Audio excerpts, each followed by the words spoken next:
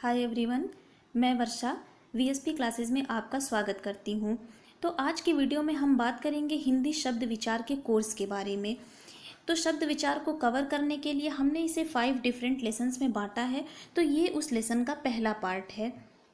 हिंदी से रिलेटेड कोई भी एग्ज़ाम होगा जैसे DSSB, KVS, UP TET, C TET, UP SSSC, तो इनमें से कुछ क्वेश्चंस आपको ज़रूर देखने को मिलेंगे। यहाँ पर मैंने हर लेसन के लास्ट में कुछ इंपॉर्टेंट क्वेश्चंस भी रखे हैं, तो हर लेसन्स को एंड तक देखिएगा। तो आइए देखते हैं। शब्द विचार को हम डायग्राम के माध्यम से समझते हैं। इसमें हम देखेंगे कि शब्द किसे कहते हैं, यह किस किस से मिलकर बना हुआ है और शब्दों का वर्गीकरण किन आधारों पर किया जाता है। अगर आप ये डायग्राम समझ लेंगे तो आगे शब्द विचार को समझने में आपको कोई दिक्कत नहीं होगी और शब्द भेद से रिलेटेड आपके जितने भी डाउट्स हैं वो सब क्लियर हो जाएंगे और आपको कहीं और जाने की ज़रूरत नहीं पड़ेगी। तो शब्दों का वर्गीकरण जो हुआ है वो 4 प्रकार के आधार पर हुआ है। नंबर 1 है स्रोत के आधार पर, नंबर 2 रचना के आधार पर, नंबर 3 है अर्थ के आधार पर और नंबर 4 है विकार के आधार पर। अब हम इसके उपभेद को देखते हैं। तो स्रोत के आधार पर ये 5 प्रकार के होते हैं। नंबर 1 है तत्सम शब्द, नंबर 2 तद्भव शब्द, नंबर 3 देशज शब्द, नंबर 4 विदेशज शब्द और नंबर 5 संकर शब्द। अब रचना के आधार पर देखते हैं कि इसके कितने उपभेद हैं। तो इसके 3 उपभेद हैं। नंबर 1 है रूढ़ शब्द, नंबर 2 यौगिक शब्द और नंबर 3 है योग रूढ़ शब्द। अर्थ के आधार पर तो ये नंबर 1 है सार्थक और नंबर 2 है निरर्थक शब्द। तो सार्थक शब्दों में क्या क्या आता है? एकार्थी, अनेकार्थी, समानार्थी और विपरीतार्थी। तो विपरीतार्थी को विलोम भी कहते हैं और समानार्थी को पर्यायवाची कहते हैं। अब निरर्थक, तो निरर्थक का कोई मतलब जिसका कोई अर्थ ही नहीं होता है वो निरर्थक की श्रेणी में चला जाता है। जैसे पानी, पानी सार्थक श्रेणी के अंतर्गत आता है।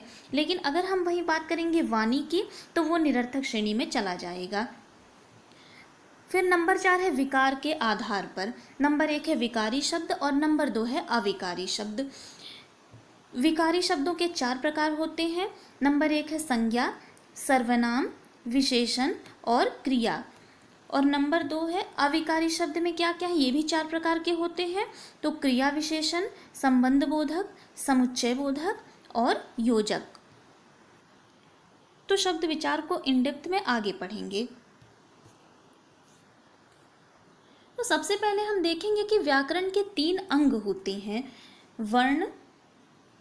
वर्ण, शब्द और वाक्य। तो जब तक आप वर्ण को नहीं समझेंगे शब्द आपको नहीं समझ आएगा, जब तक आप शब्द को नहीं समझेंगे आपको वाक्य समझ में नहीं आएगा। तो इस आधार पर सबसे पहले आएगा वर्ण, सबसे पहले आएगा वर्ण। और वर्णों के सार्थक योग से शब्द बनेंगे और शब्दों के सार्थक योग से वाक्य बनेगा। तो आज हम शब्द पर चर्चा करेंगे। तो शब्दों को शुद्ध लिखना, बोलना व उसका प्रयोग करना, इन सब बातों की जानकारी शब्द विचार के अंतर्गत देखने को मिलती है। तो वर्ण क्या होते हैं? भाषा की सबसे छोटी इकाई को वर्ण कहते हैं। ठीक है। फिर शब्द किसे कहते हैं? तो वर्णों के सार्थक समूह को शब्द कहते हैं या एक से अधिक वर्णों से बनी हुई सार्थक ध्वनि को शब्द कहते हैं। अब जैसे यहाँ हो गया महक, महक क्या है? अगर महक को हम तोड़ के लिखेंगे तो ये म प्लस ह प्लस क, ये क्या हुआ है? ये वर्णों के मेल से बना हुआ है और इसका अर्थ भी एक सार्थक निकलता है, अर्थात ये एक शब्द होता है। इसी तरह अब हम बात करेंगे वाक्य किसे कहते हैं। तो एक या एक से अधिक शब्द मिलकर किसी वाक्य का निर्माण करते हैं। जैसे भारत एक महान देश है, तो यहाँ क्या हुआ है? भारत एक महान देश है। यहाँ 5 शब्द मिलकर किसी एक वाक्य का निर्माण कर रहे हैं।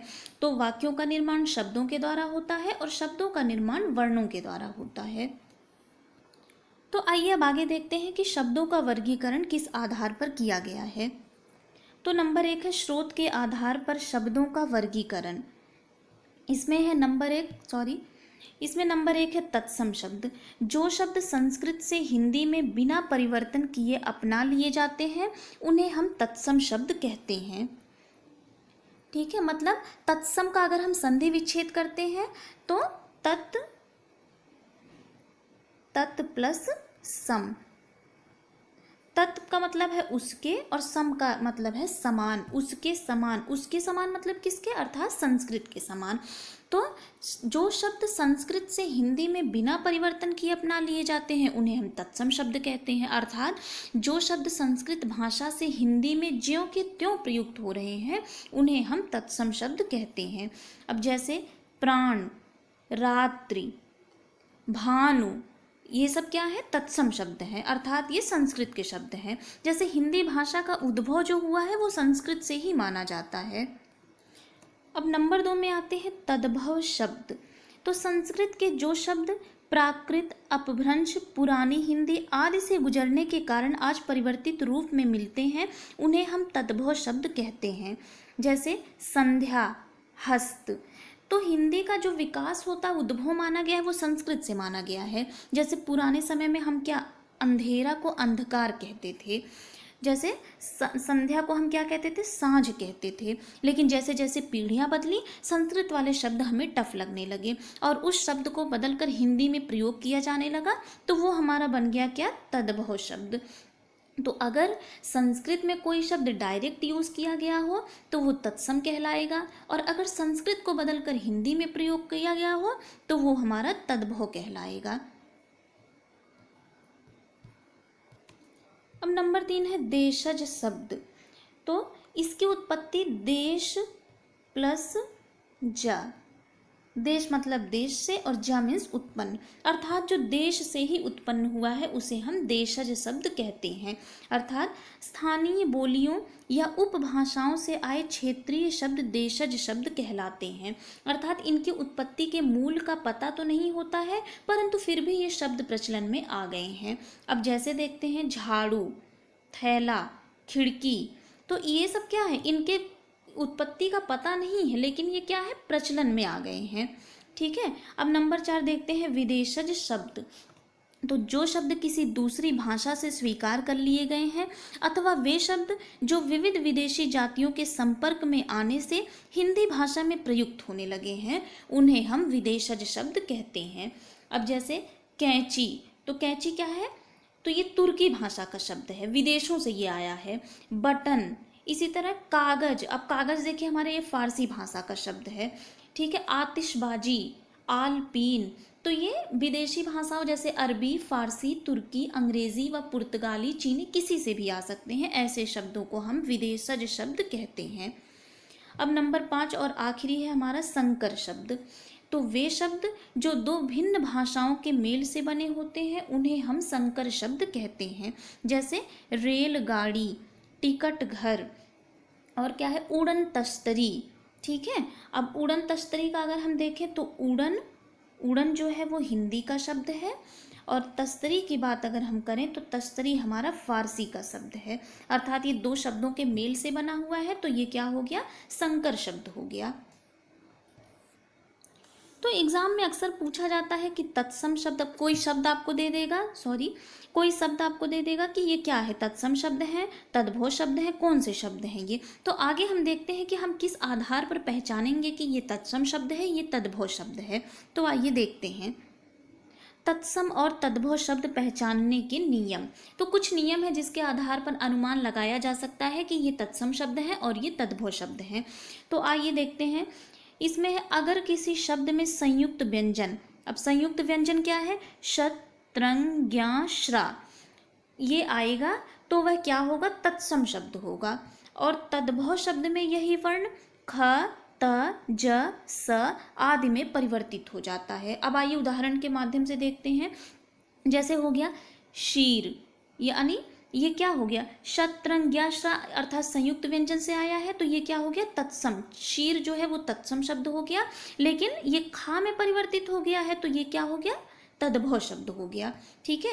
इसी तरह ईक्ष, ईक्ष क्या है, तत्सम शब्द है, लेकिन जब ईक हो जाता है तो ये तद्भव शब्दों की श्रेणी में आ जाता है। इसी तरह अक्षी, अक्षी क्या है, तत्सम शब्द है और आँख ये तद्भव शब्दों में आ जाता है। फिर कुपुत्र, कुपुत्र क्या है, ये तत्सम शब्द है, लेकिन जब कपूत होता है तो ये शब्द जो है तद्भव हो जाता है। ठीक है, इसी तरह अक्षोट, अक्षोट तत्सम शब्द है और अखरोट जो है वो तद्भव शब्द है। धन्ना श्रेष्ठी, धन्ना श्रेष्ठी तत्सम शब्द है और धन्ना सेठी ये तद्भव शब्द है।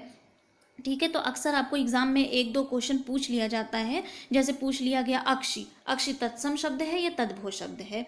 फिर दूसरा देखते हैं, जिन शब्दों में री की मात्रा का प्रयोग होता है वे प्रायः तत्सम होते हैं। अब री की मात्रा का प्रयोग, तो ये री देखिए, मृत्तिका, मृत्तिका क्या हुआ, ये तत्सम शब्द है, लेकिन जब मिट्टी बन गया तो ये तद्भव शब्द हो गया। इसी तरह मृत्यु, मृत्यु तत्सम है और मौत तद्भव है। घृत तत्सम है और घी तद्भव है। कृतगृह तत्सम है और कचहरी इसका तद्भव शब्द हो गया। इसी तरह तृण, तृण तत्सम है और तिनका तद्भव शब्द है। देखिए री की मात्रा, तत्सम में री की मात्रा लगी है, देखिए। ठीक है, फिर तत्सम शब्दों में श और श्रा का प्रयोग होता है, जबकि तद्भव शब्दों में प्रायः स का प्रयोग होता है। अब यहाँ तद्भव में किसका, दंती सा का प्रयोग होगा।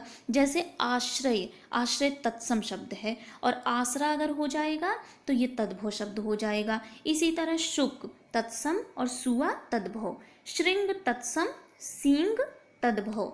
दीप शलाका तत्सम और दिया सलाई तद्भव। श्वसुर तत्सम और ससुर अगर होगा तो ये तद्भव, श्वसुर तत्सम। फिर आता है, तत्सम शब्दों में वा का प्रयोग होता है, जबकि तद्भव शब्दों में बा का प्रयोग होता है। जैसे वर्षा, ये तत्सम शब्द है और बरसात तद्भव। विद्युत तत्सम, बिजली तद्भव। वृश्चिक तत्सम, बिच्छू तद्भव। इसी तरह विग्रह तत्सम हो गया और बीघा जो है वो तद्भव हो गया। वक, बगुला, वक जो है वो तत्सम हुआ, लेकिन बगुला अगर बोला जाएगा तो वो तद्भव हो गया, अर्थात ये हिंदी का है बगुला। इसी आप समझ सकते हैं कि जो संस्कृत का शब्द होता है वो तत्सम होता है और जो हिंदी का शब्द होता है वो तद्भव हो जाता है। इसी तरह वन तत्सम और वन तद्भव। अब जिन शब्दों में, ठीक है, तो जिन शब्दों में विसर्ग का प्रयोग होता है वह प्रायः संस्कृत के शब्द होते हैं, अतः वह तत्सम शब्द होगा। संस्कृत का है तो ऑब्वियस सी बात है कि तत्सम ही होगा। तो जैसे कर्पूरः, तो कर्पूरः क्या हो जाएगा, तत्सम हो जाएगा, लेकिन कपूर तद्भव हो जाएगा। इसी तरह ज्येष्ठः, तो ज्येष्ठः जो है वो तत्सम हो जाएगा, ज्येष्ठ तद्भव। अंतः कथा तत्सम और अंतर कथा तद्भव। प्रायः तत्सम शब्दों में मूर्धन्य श का प्रयोग होता है। तो जैसे ओष्ठ, अब यहाँ मूर्धन्य श का प्रयोग हुआ है तो ये तत्सम हो जाएगा, जबकि ओठ हमारा तद्भव हो जाएगा। कृषक तत्सम हो जाएगा, किसान तद्भव। कुष्ठ तत्सम और कोढ़ तद्भव। फिर तत्सम शब्दों में जहाँ ड़ा का प्रयोग होता है वहीं तद्भव में ना का प्रयोग किया जाता है। जैसे कर्ण, अब यहाँ ड़ा का प्रयोग हुआ तो ये तत्सम हो गया, लेकिन कान जो है वो तद्भव हो गया। तृण तत्सम हो गया, तिनका तद्भव। गुण तत्सम, गुण तद्भव। कंकड़ तत्सम, कंगन तद्भव। पर देखिए इनमें कुछ अपवाद भी होते हैं। जैसे यहाँ तालव्य सा के स्थान पर दंती सा का प्रयोग नहीं होता, परंतु उनका रूप परिवर्तित हो जाता है।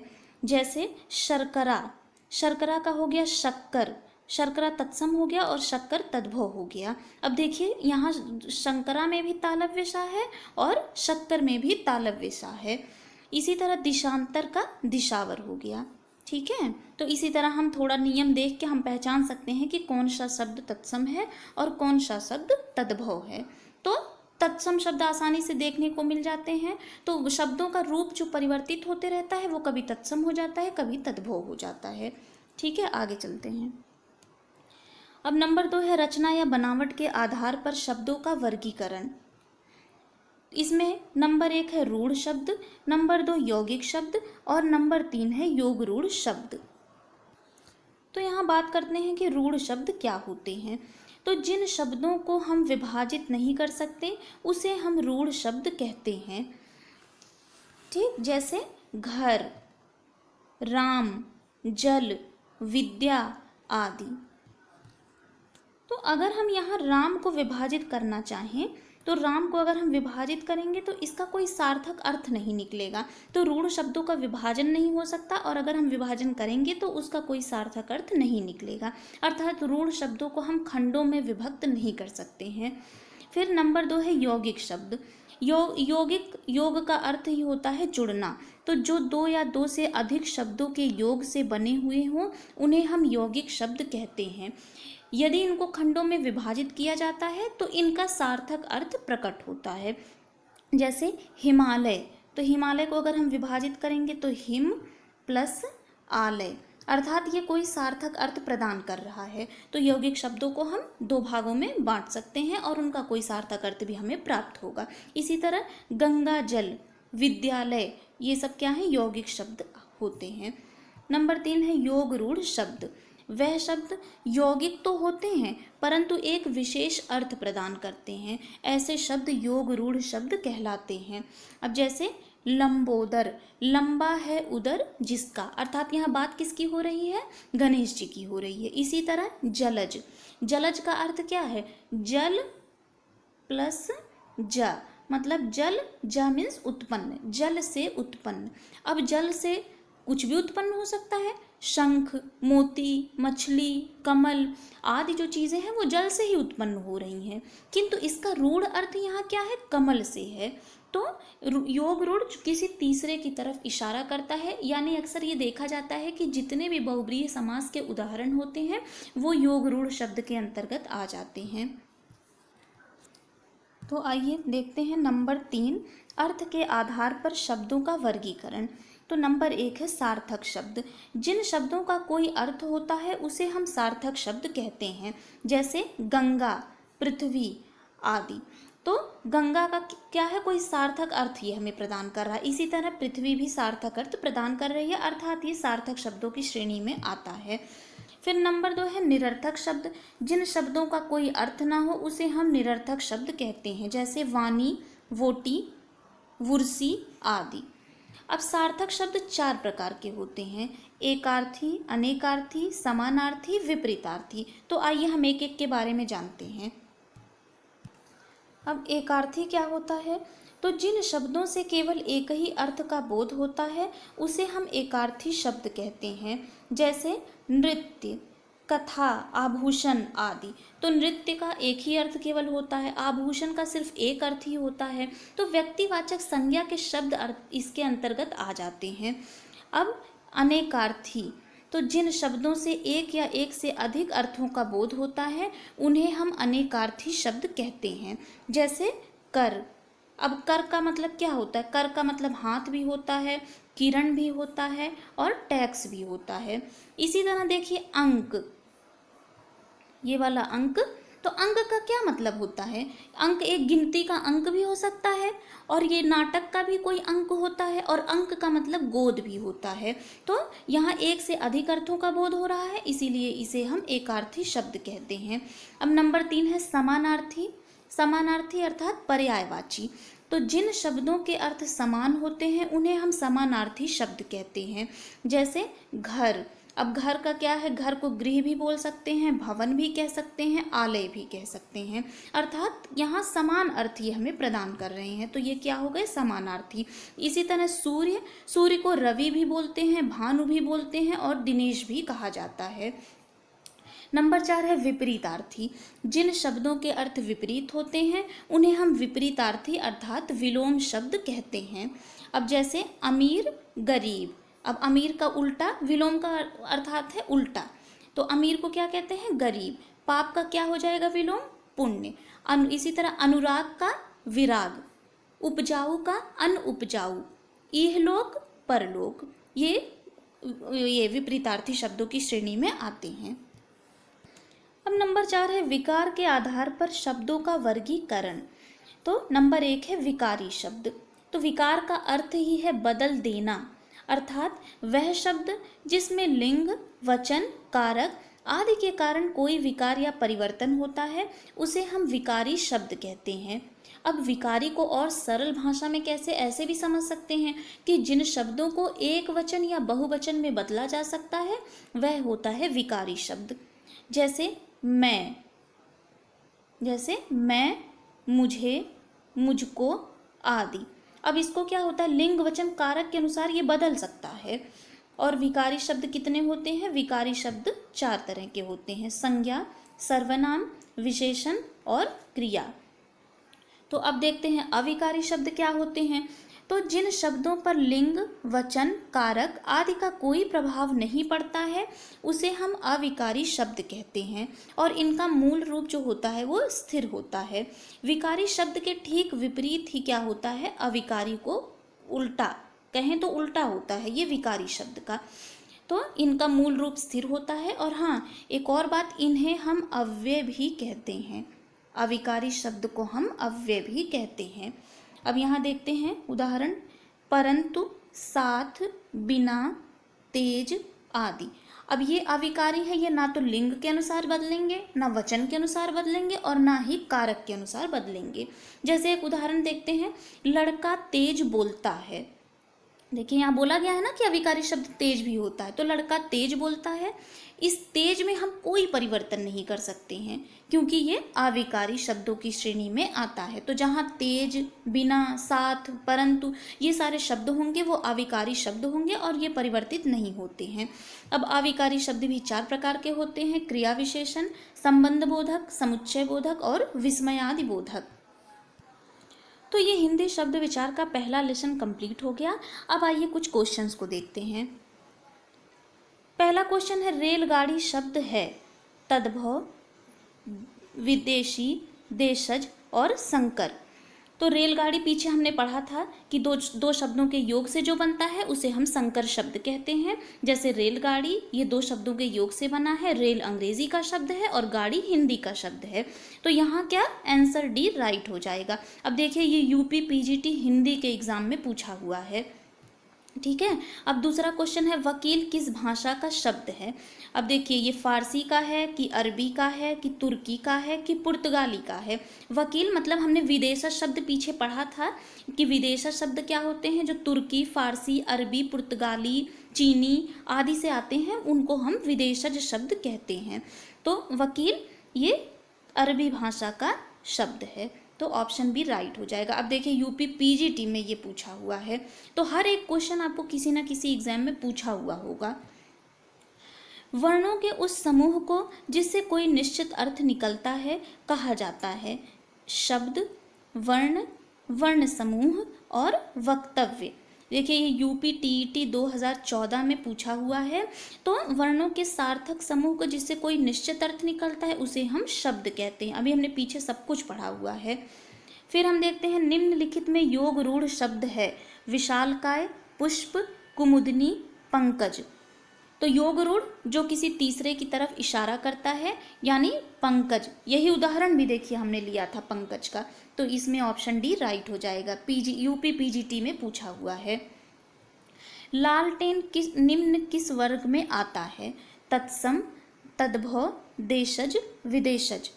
ठीक है, तो लालटेन ये भी विदेशज का शब्द है, तो ऑप्शन डी राइट हो जाएगा। देखिए यूपी SSSC में पूछा गया है ये।